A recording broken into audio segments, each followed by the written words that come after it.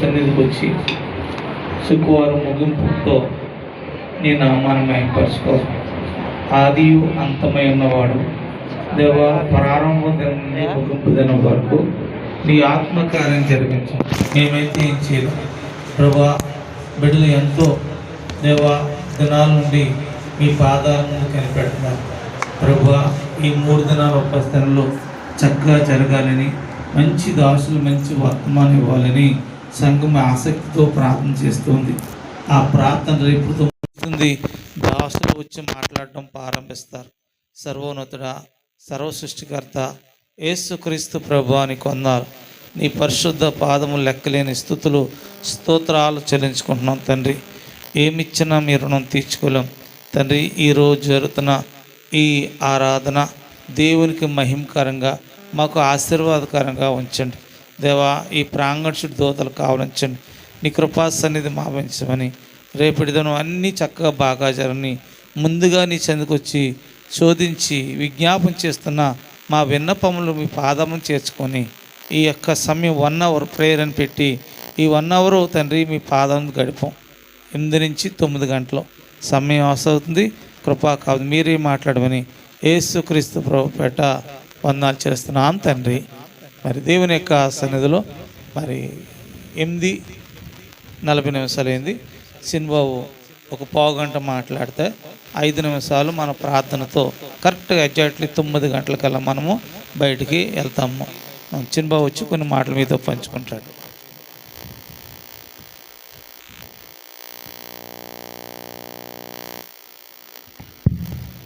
దేవునికి మహిమ కలుగునుగాక. హల్లెలూయా, హల్లెలూయా. 8:37 అయింది. నా ఫోన్లో 10 నిమిషాలు మాట్లాడతాను. 5 నిమిషాలు నాన్నగారికి హెచ్చరిక ఇచ్చేస్తాను. మిగిలిన 5 నిమిషాలు ప్రార్థన ద్వారా ముందుకు వెళ్దాం. ఎందుకంటే రేపటి నుంచి మనకి చాలా 3 రోజులు కూడా చాలా ఘట్టం.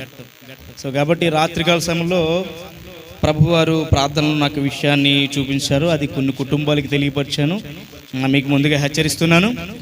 ఈ 3 రోజులు దేవుడు చాలా బలమైన కార్యాలు చేయబోతున్నాడు. 3 రోజుల్లో కూడా దేవుని యొక్క వర్తమానం, దేవుని దాసులు ఎవరైతే రాబోతున్నారో మాట్లాడేవారు వారు కాదు, కానీ పరిశుద్ధాత్మ దేవుడు వారిలో ఉండి ఈ ప్రాంగణంలో మాట్లాడబోతున్నాడు. అందులో గట్టిగా స్తోత్రం చెప్తాం.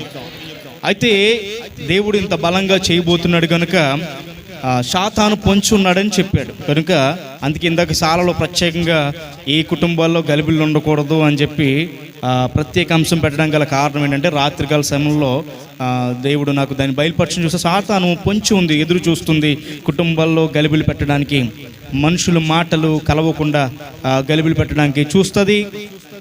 ఆల్రెడీ రాత్రికాల సమయంలో కొన్ని కుటుంబాలకి నేను ఆల్రెడీ చెప్పడం హెచ్చరించడం జరిగింది. అయితే దేవుని సేవకుడిగా కుటుంబాన్ని బెరాక సంఘానికి కూడా దాన్ని తెలియపరచడం జరుగుతుంది. కనుక ప్రతి ఒక్కరు తగ్గింపు మనసుతో ఉండండి.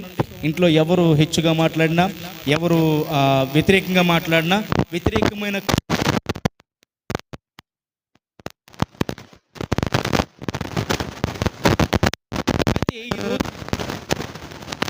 నిమిషాలు లేదా 5 నిమిషాలు వాక్యాన్ని ముగిస్తాను.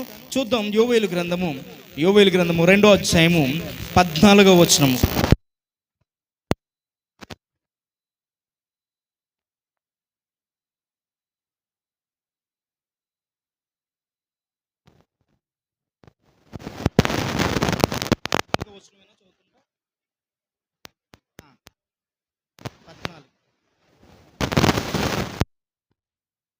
ఉపవాసం ఉండి కన్నీరు విడిచి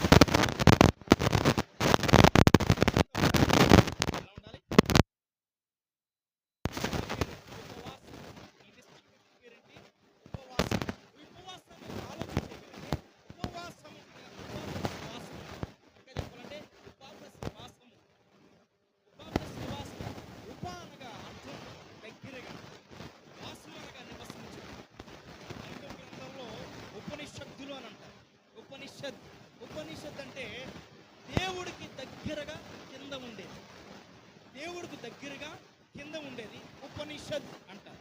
అంటే ఇప్పుడు ఈ ఉపవాసంలో ఉప అనే పదం చాలా రకాలుగా వాడబడుతూ ఉంటుంది. ఉప ముఖ్యమంత్రి, ఉప సర్పంచ్ అంటారా లేదా?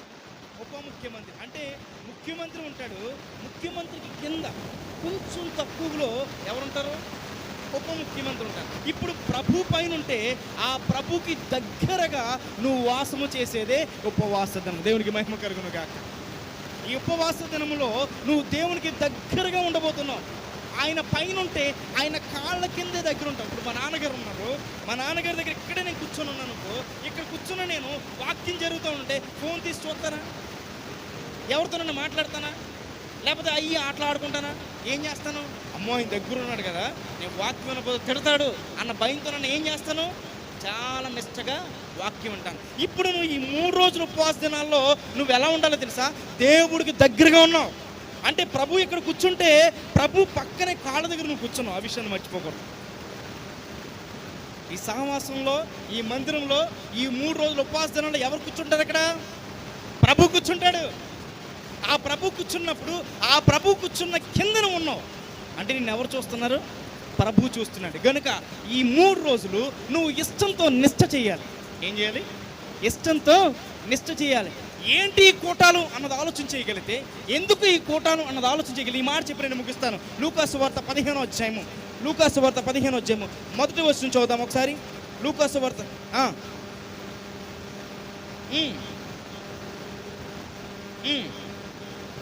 ఇదిగో అనేక మంది ఆయన బోధ వినడానికి ప్రభు వద్దకు వస్తున్నారు. వస్తుంటే ఆయన ఒక చక్కని ఉపమానం చెప్తున్నాడు. ఆ ఉపమానమే ఈరోజు జరగబోతున్న ఉపవాస ప్రార్థనకి ప్రధానమైన కార్యం. చూద్దాం 3వ వచనము. అందుకు ఆయన వారితో ఈ ఉపమానం చెప్పాను, మీలో ఏ మనుషునికైనను వాటిలో ఒకటి తప్పిపోయిన ఎట్లా అతడు 99 అడవిలో విడిచిపెట్టి తప్పిపోయినది దొరికి వరకు దాన్ని వెతక వెళ్ళడా? అది దొరికినప్పుడు సంతోషముతో తన భుజాల మీద వేసుకొని ఇంటికి వచ్చి తన స్నేహితులను, పొరుగు వారిని పిలిచి మీరు నాతో కూడా సంతోషించుడు. దేవునికి మహిమ కలుగును గాక. ఉపవాసాలు ఏంటో తెలుసా? తప్పిపోయిన నిన్ను తిరిగి తీసుకొని వచ్చే కోటాలో. దేవునికి స్తోత్రం కలుగును గాక. ఆత్మీయ స్థితిలో తప్పిపోయావు, ప్రార్థనలో తప్పిపోయావు, దేవునికి ఇచ్చే విషయంలో తప్పిపోయావు, దేవుని మాటలో తప్పిపోయావు, అన్ని విషయాల్లో తప్పిపోయిన నిన్ను తిరిగి తీసుకొచ్చే కోటాలే ఉపవాస కోటాలో. దేవునికి స్తోత్రం కలుగునుగా. లేదండి నేను చాలా ఇంట్లో దేవుళ్ళ భక్తిలో ఉంటున్నానండి, గుడి మానండి, గుడిలోనే ఉంటున్నానండి అంటావేమో. గుడిలో ఉన్నా తప్పిపోయాను, సహవాసంలో ఉన్నా తప్పిపోయావు. ఇంకా కింద వచ్చిన మనం చూసినట్లయితే 8వ వచనము. ఏ స్త్రీకైనను 10 వెండి నాణెములు ఉండగా దీపం వెలిగించి ఇల్లు ఊడ్చి అది దొరుకు వరకు. ఇప్పుడు ఈమెకి ఎన్ని నాణాలు ఉన్నాయంట? 10 నాణాలు ఉన్నాయంట. అందులో ఒక నాణ్యం ఏమైపోయిందంట? ఎక్కడ తప్పిపోయింది? చెప్పాలి. ఎక్కడ తప్పిపోయింది? చెప్పాలి. ఎక్కడ తప్పిపోయింది? ఇంట్లోనే తప్పిపోయింది. ఈరోజు సహవాసంలో ఉంటూనే తప్పిపోతున్నావు నువ్వు, మందిరానికి వస్తూనే తప్పిపోతున్నావు, ప్రార్థన చేస్తూనే తప్పిపోతున్నావు, భక్తిగా ఉంటున్నాను అనుకుంటూనే తప్పిపోతున్నావు. ఇంట్లోనే ఉంది, కానీ ఇంట్లో ఉన్న నాణ్యం ఏమైపోయిందంట? తప్పిపోయిందంట. ఈరోజు నిన్ను పాడైపోయిన నీ బ్రతుకును బాగు చేసి తిరిగి తీసుకొచ్చే క్రమమే ఉపవాస ప్రార్థన. దేవునికి మహిమ కలుగును గాక. కనుక ఈ ఉపవాస ప్రార్థనలో నీవు ఒక నిష్ఠ కలిగి, ఒక ప్రతిష్టతతో, ఇష్టముతో దాన్ని నిష్ఠగా నువ్వు చేయగలిగితే, ప్రభు అంటున్నాడు తిరిగి నా యొద్దకు రండి అన్న మాట ఎందుకు వాడాడో తెలుసా? యోవేలు ప్రవక్త మనం చదువుతున్న 2వ అధ్యాయం 12వ వచనంలో మీరు మనపూర్వకంగా తిరిగి నా యొద్దకు.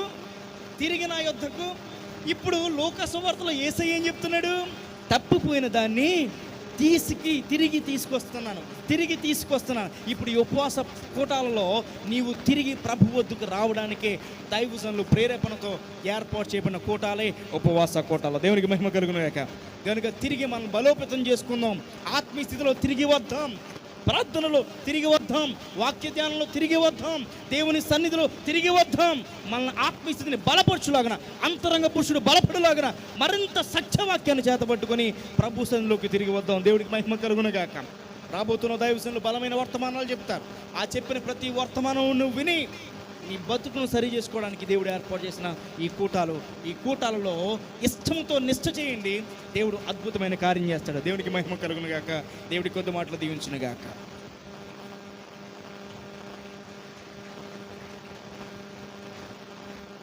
దేవుని మహాకృపను బట్టి ప్రభు యొక్క సన్నిధిలో మనము జీవగ్రంథంలో కొన్ని విషయాలు మనం ముందుగా గ్రహించినట్లయితే కంగారేమీ ఉండదు.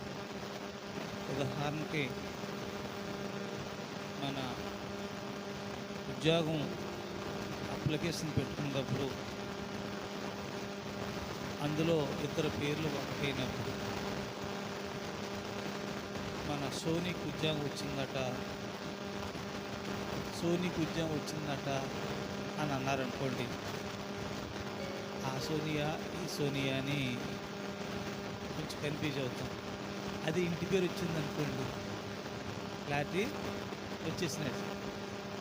అలాగే దేవుని సంఘములో దైవజనులు వాక్యం చెప్తున్నప్పుడు ఇంటి పేరు ఉందా లేదా, అంటే ఈ వాక్యం ఈ సందర్భానికి చెందుతుందా లేదనేది నీవే గుర్తింపు. ఇప్పుడు సోనీ ఇంటి పేరు ఎట్టి పిలిస్తే ఆమె ఎంత రెక్కలు కట్టుకుని ఎగురుతూ జాబ్కి వెళ్తుందో, ఇంకో సోని ఉన్నాక సోని ఉన్నా తనకి ఏలైతే భయం ఉండదో, దైవజనులు వాక్యం చెప్తున్నప్పుడు నీకు సందర్భం తెలిస్తే ఎవరు ఏ విధంగా చెప్పినా ఏది తీసుకోలో ఏది తీసుకోకూడదో నీకు అర్థమవుతుంది. ఎందుకంటే దైవజనులు మాట్లాడే విధానం సందర్భంగా ఉంటుంది. ఆ సందర్భంలో నువ్వు దాంట్లో ఇముడ్చుకోకపోతే కొంచెం ఇబ్బంది పడవలసి వస్తుంది. ఇది నిజమా అది నిజమని సందిగ్ధంలో పడకుండా ఉండటం కోసమే ఈ ఉపవాస వ్రతదినాన్ని మీకు ఏర్పాటు చేసి ప్రతిష్ఠించి జరగబోయే సంగతులు ఏ విధంగా నువ్వు అర్థం చేసుకోవాలో, దేవుడు ఏ విధంగా మాట్లాడబోతున్నాడో, ఆ మాటలకి అర్థమేటో ఏ విధంగా వెళ్ళాలో అని ముందుగా మీతో పంచుకోవటానికి ఈ విషయాలు ముందుగా అనుకుంటాం. కాబట్టి ఇక్కడ సింబా చెప్పినట్టుగా ఉపవాసం చేయవలసిన అవసరం లేదు. ఎక్కడ బ్యాక్గ్రౌండ్ సౌండ్ వేసాడు. దేవుని యొక్క సన్నిధిలో అనేక రకాలుగా మాట్లాడుతున్నప్పుడు నువ్వు స్టెబిలిటీ కలిగి ఉండాలి. వాక్యం వినబడుతున్నాడు, దాన్ని తట్టుకోవాలి అది ఏ విధంగా అర్థం చేసుకోవాలి. అప్పుడే నీ 3 రోజుల యొక్క ఉపవాస దినాలకి ప్రతిఫలం ఉంటుంది. ఎస్ఐ గ్రంథంలో మీరు 58 అధ్యాయం చూసినప్పుడు ఉపవాసం చేయవలసిన లేదు, ఉపవాసం అంటే ఏంటి అన్నట్టుగా అక్కడ 2-3 మాటలు మనకి వినపడుతుంది. ఏంటి ఉపవాసం అంటే ఇదే కదా నేను కోరుకున్న ఉపవాసం అని అక్కడ వినపడుతుంది అక్కడ చాలా ఆ సందర్భం వేరు. అంతే తప్ప దాన్ని తీసుకొచ్చిన వ్యక్తి దైవజన్. నేను సేవకు వచ్చిన తర్వాత ఉపవాస దినాలలో నేను వాక్యం పిలిచిన తర్వాత ఇప్పుడు ఆ వాక్యాన్ని ఎత్తుకోలేదు. ఎందుకంటే ఉపవాస కూటాల సందర్భం వేరు, ఆ వాక్యం సందర్భం వేరు. దాటగారు వచ్చి ఈవేళ నువ్వు అన్నం తినొద్దు అని అన్నారనుకోండి దాటగారు, అది అతను ఉపవాసం అనుకోకూడదు. అతను జబ్బు తగ్గ సందర్భంగా చెప్పాడు, అది ఉపవాసం అనకూడదు. నువ్వు ఈ యొక్క మందులు వాడుతున్నావు కాబట్టి నువ్వు భోజనము చేయకూడదు ఈరోజు అన్నారు. ఆ విధంగా వాక్యం సందర్భం బట్టి రాయబడింది తప్ప నిన్నటికి ఒకటి కాదు. ఇంకో ఆయన వచ్చి అంటాడు మత్తయి సువార్త 6వ అధ్యాయంలో, నువ్వు ఉపవాసం ఉన్నప్పుడు లోపలికి వెళ్ళి తలుపు వేసుకో అంటుంటారు. ఆ ఉపవాసం వేరు అది వ్యక్తిగత ఉపవాసం, అది నువ్వు ఏర్పాటు చేసిన ఉపవాసం. దేవునితో మాట్లాడు ప్రత్యేక శుభదినాన్ని ఏర్పాటు చేసిన ఉపవాస దినం. అంటే ఓ దిక్కుని చేయొద్దని ఉంది, ఓ దిక్కు నువ్వే చేయని ఉంది. కాబట్టి మీకు ఈ విషయాలు వచ్చిన వాళ్ళు చెప్తున్నా మీకు కనిపించి అవ్వకుండా ఇలాగున్నావా అలాగున్నావా తిరుగుతూ ఉంటారు, ఊగుతూ ఉంటారు. నువ్వు లూజ్ అవ్వకుండా స్టాండర్డ్గా నీ దాసు చెప్పిన వాక్యం పెట్టి నువ్వు బలంగా నిలబడితే చెప్పిన వాక్యం పెట్టి నీకు అర్థమవుతుంది. అందుకని అంటే నేను చాలా సందర్భాల్లో దైవ శాఖలు చూశాను కాబట్టి నా సంఘాన్ని నేను అలాగా దేవుని ద్వారా కట్టుకున్నాను. ఏ సందర్భం అయితే ఏం చెప్పాలి, ఏ ఉపవాస ప్రార్థన దేనికి అనేది దేవుని దగ్గర నుంచి నేను నేర్చుకున్నాను. కాబట్టి ఏదో అన్నిటికీ ఉపవాసం ఉన్నది కదని అది తీసుకొచ్చి ఇక్కడ పొలంబకూడదు. పండగ దినాలు యోధా ఇంటి వారికి, దేవుని ఎరిగిన పిల్లలకి పండగ దినాలని జకరియా గ్రంథంలో 8 అధ్యాయంలో మనం చూస్తాం. తీయొద్దులేండి అండి, చూస్తాం.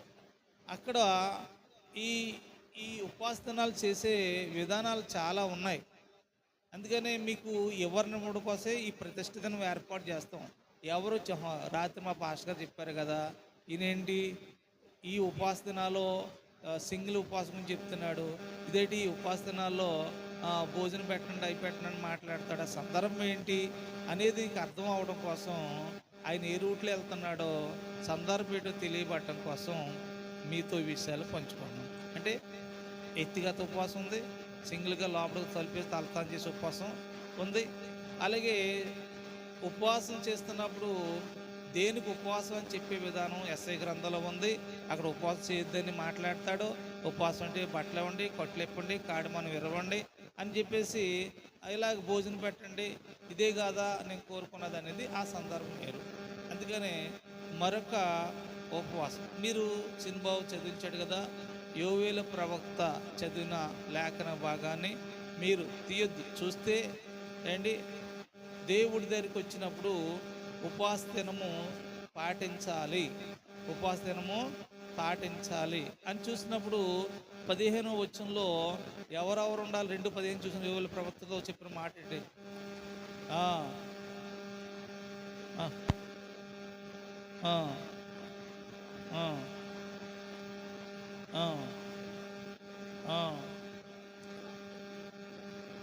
అంటే ఈ ఉపవాస దినము అందరికీ సంబంధమైనది. ఈ ఉపవాస దినం అందరికీ సంబంధమైనది. అంటే మత్తయి సువార్త చెప్పిన ఉపవాసం కాదు, ఎస్ఐ గ్రంథంలో చెప్పిన ఉపవాసం కాదు. ఇశ్రాయేలు ప్రజలు దేవుని బతిమాలుకొనుటకి ఏర్పాటు చేసిన ఉపవాసం, దేవుని కోపం తగ్గించడానికి, దేవుని ద్వారాగా కార్యాలు చూడడానికి, క్షమాపణ కొని చేసుకోవడానికి, మనం శుద్ధి చేసుకోవడానికి, మనం సరి చేసుకోవడానికి అనేది అర్థాలు వర్తించే ఉపవాసం. అందుకు మచ్చుకు తీయొద్దు. నినివే పట్టణస్థుల మీద శాపం వచ్చినప్పుడు కఠినాత్మైన తీర్పు రాబోతున్న దినాల్లో ఇప్పుడైనా ఉపవాసం ఉండి ఆయన వైపు తిరగండి అనే మాటలకు వర్తించింది. వాళ్ళు టక్కటక్క ఉపవాసం తిని ప్రకటించుకుని ఏమి పశువులు కానీ మొట్టమొదడు దేవుని కోపం చల్లారిపోయింది. అవునా కదా? అప్పుడు ఏమైంది? దేవుడు చెప్పాడు మీ మీద ఉగ్రత రాబోతుందని ఆ యోనా గారిని పంపించాడు. పంపిస్తే దేవుడు మనకు తెలిసిన యోనా గారు సైడ్ అయినప్పటికీ మొత్తాన్ని పంపించాడు. అక్కడ వర్తం మీ పద్ధతి బాగలేదు, మీ మాట తీరు బాగలేదు, మీ నడక బాగలేదు, మీ చూపులు బాగలేదు, దేవుడు ఉగ్రత ఎలా ఉంది కానీ టక్క అందరూ కూడా ఏం చేశారు? ఉపవాసము ప్రకటన. అప్పుడు ఏమైంది? యోవేలు ప్రవక్త చెప్పిన 2:12 ప్రకారం ఇప్పుడైనా నువ్వు ఉపవాసం ఉండి మనపూర్వంగా ఆయన వద్దకు రండి. అంటే రాలేదని కదా, నాకు బాగుంది, నేను భక్తి చేస్తున్నాను, నేను ప్రార్థన చేస్తున్నాను, ఎవరిష్టాసారంగా వాళ్ళు తిరుగుతున్న వాళ్ళకి దేవుని ఉగ్రత తప్పించుకోవడానికి, కుటుంబాలను బాగు చేసుకోవడానికి, మన సమాజంలో మనం మంచిగా ఉండటానికి మరలా మరొక అవకాశం ఇస్తున్నాడు. ఈ సంవత్సరం అంతా మనం చేసిన పాడైన పనులు కానీ, పాడైన చూపులు కానీ, అక్రమైన మాటలు కానీ, అన్యాయం కదా మన నోరు ద్వారా, చూపు ద్వారా, కాళ్ళ ద్వారా అపవిత్రం అయిపోయిన మనకి మరొకసారి దేవుడు శాసిత్రానికి బ్రతిమాలుకొనుటకి అని ఉంది బైబిల్లో. 13 వచనం ఉంటాడు, దేవుని బతిమాలుకోవడానికి రిక్వెస్ట్, ప్రార్థన రిక్వెస్ట్ ప్రార్థన, ఒకవేళ అని ఉంది అక్కడ చూడండి. ఒకవేళ ఆయన పశ్చాత్తాపడినేమో, ఒకవేళ కనికరించినమని మాటలు అక్కడ రాయబడి ఉంది. కాబట్టి ప్రతి ఒక్కరూ కూడా వాక్యం ఏది పెడితే అది కాదు, వాక్యం సందర్భంగా ఎత్తబడాలి. ఇప్పుడు వరిధాన్యం పట్టుకెళ్ళి కొండ ప్రాంతాల్లో ఇస్తామనుకోండి మొలదు. అలాగే జొన్నలు తీసుకొచ్చి ఊడి పొలంలో ఇస్తామనుకోండి మొలవదు. జొన్నలు కొండ ప్రాంతాలను విత్తాలి, వరి పల్లవ ప్రాంతాల్లోనే విత్తాలి. కానీ 2 విత్తనాలే, కానీ భూమి విధానం, విత్తే విధానం వేరు, స్థలం వేరు. అలాగే వాక్యం ఒకటే, కానీ సందర్భం బట్టే వాక్యం ఎత్తబడితే ఫలింపు మాత్రము రాదు. జొన్నలు కొండ మీద విత్తాలి, మెరక భూముల్లోనే విత్తాలి, ధాన్యం వరి పంట పల్లంలోనే విత్తాలి. ఆ రెండాటికి వ్యత్యాసం తెలుసుకోగలిగితే వాక్యం అర్థం తెలుస్తుంది. ఏ దాసుడు మీతో మాట్లాడినా శ్రేష్టమైన ఆహారం, బైబిల్ గ్రంథంలో కీర్తనకారుడు అంటాడో ఆయన గుప్పులెప్పుగా అవి శ్రేష్టమైన ఆహారమే తీసుకున్నాయట. యేసు ప్రభువు కూడా గుప్పులు ఇప్పుడట ఈ పక్షుల కోసం. ఇప్పితే అందులో నుండి శ్రేష్టమైన ఆహారం తీసుకున్నాయట. ఇవి కూడా పక్షులండి. అలాగే దైవజనులు అనేక ఆహార పద్ధతులు విత్తనాలు విత్తినప్పుడు, ఆహారం విత్తినప్పుడు అందులో మీరు ఏం చేయాలి? శ్రేష్టమైంది. అంతే తప్ప ఇది నిజమా, సినిమా చెప్పాడు, దాసులు చెప్పారు, ఈయన ఎలా మాట్లాడుతాడు నీకు కనిపించి అవడానికి నీ మనసు ప్రేరేపించకూడదు. అది అందుకు ఈ విషయం చెప్పాం. అందుకని చాలా రకాలు ఉన్నాయి. ఇప్పుడు మనందరూ కూడా దేవుని బ్రతిమాలుకునే ఉపవాసం మనం చేస్తాం. అందుకనే యేసుప్రభు వారు దీంట్లో నీకు చాలా చెప్పాను. మీరు ఉపవాసం ప్రకటించడు ఒక తీర్మానం చేసుకోండి. దేవుని దగ్గరికి వెళ్తున్నారు కదా, ఒక మొక్కుబడి అన్నట్టు ఉండాలి కదా అనేది. ప్రభా ఈ 3 దినాలు మా పాపాలు కడుక్కుంటాం, కానీ ఆ పాపాలు కడుక్కుని నీ పాదాల ముందు విజ్ఞాపన చేసినప్పుడు మమ్మల్ని కరుణించి ఇగో ఈ ఫలం కావాలి ప్రభా అని యోగ్యత సంపాదించుకోవాలి. ఈ 3 దినాలు ఏం చేయాలి? యోగులైపోవాలి. యోగులైపోతే అప్పుడు ఏం చేస్తాడు ఆయన? ఓకే, నువ్వు అడిగింది నీకు ఇవ్వడానికి సిద్ధంగా ఉన్నావు. ఎందుకంటే నువ్వు తయారు చేయబడ్డావు, నువ్వు తగ్గించుకున్నావు, నువ్వు మారావు, నీ మాట మారింది, నీ చూపు మారింది, కాబట్టి నీకు ఈ ఫలము అనుగ్రహించుతున్నాను. అందుకనే దేవుడు తన శిష్యులతో తీయదు. మార్క్స్ వార్త 9:27-29 వరకు చెప్తే, మేము ఎందుకు ప్రార్థన చేస్తే ఈ పని ఈ దెయ్యం పోలేదంటే ఇది ఒక ఉపవాస ప్రార్థన వల్ల తప్ప దేనివల్ల పోదు. అంటే నువ్వు ఈ 3 రోజులు ఉపవాసం ఉంటావు అంటే కొన్ని క్రియలు కూడా నీ వ్యక్తిగతంగా ప్రభు దగ్గర పొందుకోవడానికి అవకాశం కూడా ఉంది. ఒకటే నిన్ను సరి చేసుకోవడానికి, నీ పాపం కడుక్కోవడానికి, నీ కుటుంబాన్ని కట్టుకోవడానికి, సంఘంగా మనందరూ కూడుకుని దేవుని బదులాడుకోవడానికి ఒక ఎత్తు అయితే, మళ్ళీ వ్యక్తిగతంగా కూడా నీకు శ్వాస ఉంది. ఏంటంటే నీలో వ్యాధి కానీ బాధ కానీ ప్రభు దగ్గర విజ్ఞాపన చేసినాడు. నీ ఉపవాస ప్రార్థన వల్ల నీలో వ్యాధి బాధ పోవడం కూడా అవకాశం ఇచ్చాడు. మార్క్స్ వార్త 9:29 ఆయన సమాధానం ఇచ్చాడు.